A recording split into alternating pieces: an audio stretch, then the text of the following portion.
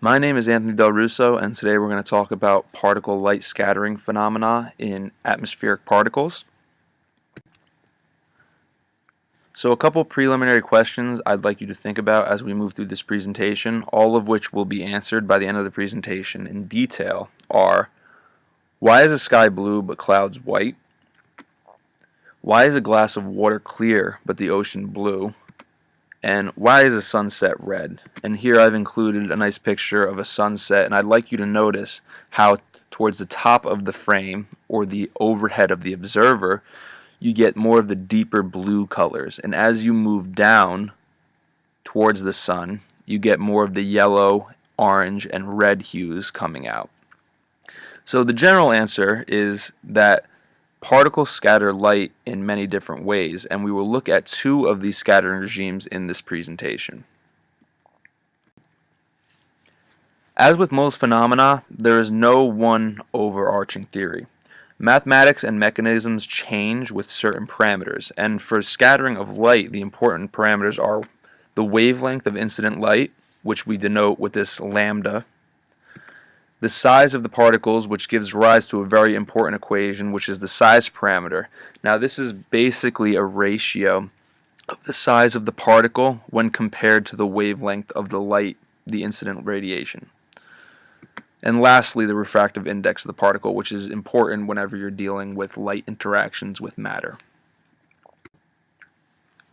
So the first regime that we're going to look at is the Rayleigh regime. So as stated earlier, small particles interact with electromagnetic radiation, but in order to figure out how they interact with this radiation, we have to figure out which regime we're in. This is done by using the size parameter, as mentioned earlier. So in order to be in the Rayleigh regime, we have to compare the wavelength of the light with the radius of our particle, and the radius of the particle has to be about a tenth of that of the wavelength to be in the Rayleigh regime. This correlates to a size parameter value of about less than 0.1. So scattering of electromagnetic radiation by small spherical particles is due to an induced dipole moment.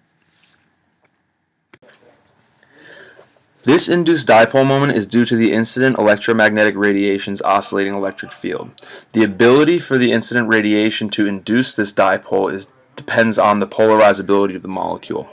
Since diatomic oxygen and nitrogen, both of which make up most of the atmosphere, have lone pairs, these particles are easily polarizable and therefore easily scatter light. It is important to note for this mechanism that this is not just a simple bouncing of photons, but in fact an inherent interaction of the photons with the particle at hand. Here we see a charge balanced particle and a photon shown by the black squiggly line about to interact with it. As the particle interacts with the photon, a dipole is induced, shown here as an imbalance of charges. It is important to note that accelerating charges emit electromagnetic radiation. The dipoles will radiate at the same frequency as the applied field in all directions. This means that as the charges accelerate to return back to the equilibrium state, that light will be scattered and re-radiated from the particles. Here you see that the re-radiated particles shown in blue are more prominent than that in red, and this will be explained later. It is also important to note that the scattering of this light is elastic, meaning that momentum is conserved. So then why does the sky appear blue? Well, this could be answered by observing the equation for Rayleigh scattering. This is kind of a big and long, complex equation, but there are really only two terms that are needed to explain this phenomenon. And that is that the intensity of the scattered light, shown by I sub lambda, is proportional to the inverse of the wavelength of the incident electromagnetic radiation to the fourth power. This means that smaller wavelengths of light scatter at a much higher intensity than higher wavelengths of light. That is easily seen here in this graph. Whereas you can see at the shorter wavelengths of light, around 400 and 450 nanometers, the percent scattering is way higher than of red light at 650 nanometers. In fact, blue is scattered at 9.4 times greater than red at any given incident intensity. So in order to explain why the sky at noon appears blue, but sunsets are yellow and orange, we have to acknowledge the fact that this scattering is density dependent. That means that the light needs to travel through a density of particles in order to adequately scatter. So if we zoom out for a second and we look at the position of the sun at noon, we can see that it has a short path to reach our observer through the atmosphere. Whereas the sun too, at sunset, has a much thicker portion of atmosphere to move through before it reaches our observer. So the effects of this as it relates to scattering is an observer standing at point 1, where the sun is higher in the sky, is under a much thinner layer of atmosphere. This means that some of the intermediate ranges of light, the greens, do not have adequate density to scatter out. So this observer sees green and red light, which correlates to a yellow sun. Whereas observers at sunset or at position 2 are through a much thicker portion of atmosphere. This means that the greens have adequate density to scatter out. This observer observes a red sunset.